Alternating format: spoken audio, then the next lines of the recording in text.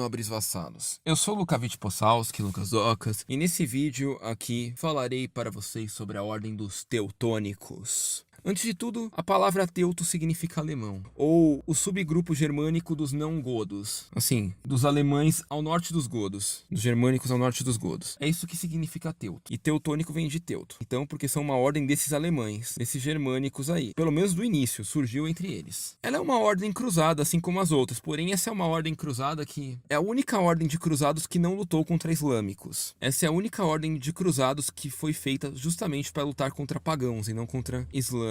Então, eles acabaram tendo uma origem um pouco diferente, surgiram porque os pagãos tinham grande influência ali com as fronteiras da Alemanha, com Brandemburgo, com Saxônia e outros reinos ali do norte da Alemanha. Então essa ordem foi criada para combater o avanço pagão, porque lá haviam vikings nórdicos no Mar Báltico e haviam eslavos pelo continente, que eram pagãos também. Então essa ordem foi criada para combater eles. Mais ou menos na época das cruzadas mesmo, mas metade da Idade Média, na época que ainda não tinha começado o grande processo de conversão dos pagãos. Eles foram criados para combater o avanço pagão. E posteriormente eles foram criando domínios ao longo da costa do Mar Báltico. Por quê?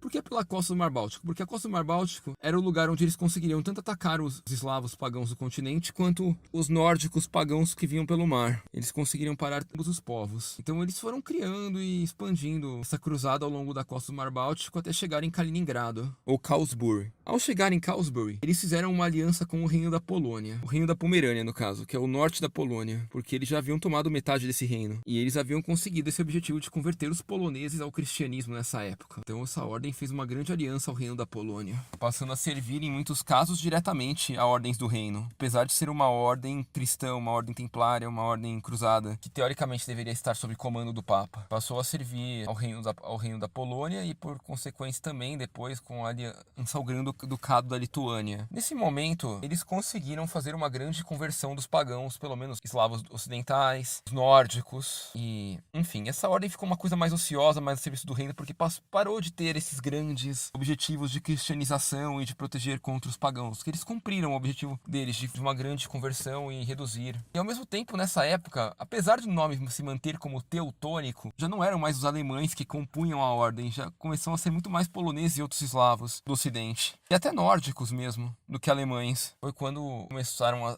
a guerra que eu descrevi lá da Ucrânia, a tentativa de tomar a Ucrânia, que eles queriam avançar para o Império Bizantino. Nessa época, os teutônicos lutaram ao lado de todos esses reinos contra a Ucrânia e foram derrotados. Eu já contei. Isso é outro vídeo. Eu acho que eu vou até colocar o vídeo aqui para vocês verem, se vocês quiserem, a opção aí, um link para ele. Mas assim, o mais importante é que, depois dessa derrota, eles viraram uma mera ordem de cavalaria à parte da Polônia. E eles simplesmente sucumbiram à Polônia, ao reino da Polônia, da Pomerânia, posteriormente ia chamar Prússia, porque o outro reino da Polônia passou a ser dominado por outros reinos, como a Lituânia passou a ser anexada pelo Império Ucraniano. Eles passaram apenas a servir esse reino do norte da Polônia e com o próprio tempo foram desfeitos e transformaram com uma parte dele, deixando de ser uma grande ordem cruzada. Os teutônicos, por uma coisa interessante, eles provavelmente são os cruzados menos conhecidos, ou que menos se fala, por causa que eles tiveram uma história mais breve, mais curta e menos períodos de ações e grandes feitos e coisa assim. Porque basicamente eles conseguiram fazer o que eles queriam fazer. E é irônico, como a única ordem que realmente atingiu seu objetivo real, tá bom, os hospitaleiros conseguiram também retomar a Península Ibérica.